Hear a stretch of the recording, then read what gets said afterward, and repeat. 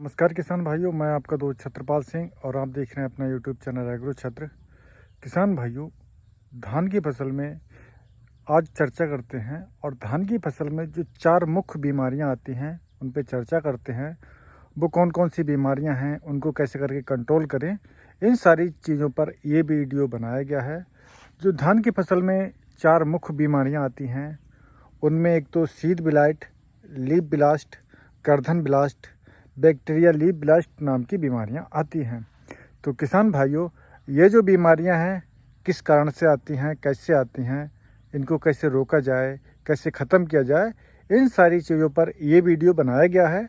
अगर आपकी धान की फसल में इनमें से कोई बीमारी है तो आप बिल्कुल सही वीडियो पर आए हैं और आते ही हमारे चैनल को सब्सक्राइब करें।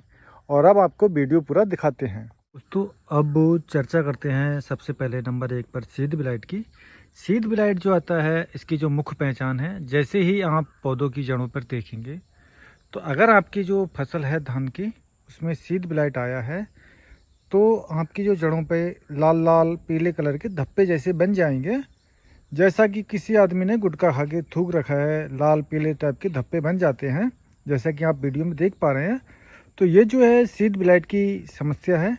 सीड ब्लाइट को रोकने के लिए आप कस्टोडिया नाम का टेक्निकल आता है, अडामा कंपनी का कस्टोडिया नाम का आता है, एजेक्सी प्लस टेबुकोनाजोल, उसको लगा सकते हैं। उसकी जो डोज रखनी है वो 300 ml प्रति एकड़ के हिसाब से रखेंगे।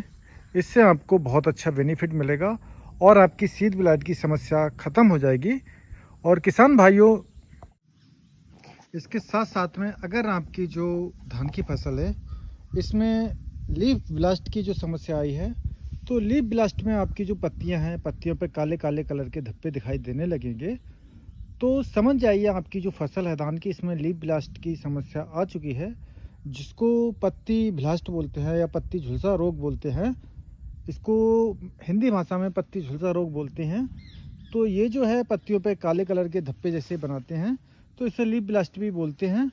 अगर आपकी फसल में ये समस्या आ गई है तो इसके लिए भी आप जो अडामा कंपनी का कस्टोडिया है, अडामा कंपनी का कस्टोडिया है जिसके अंदर एजेक्सी प्लस टेबुकोनाजोल है, उसको लगा सकते हैं। उससे आपकी जो कस्टोडिया लगाने से लीफ ब्लास्ट और सीड ब्लाइट की समस्या रुक जाएगी।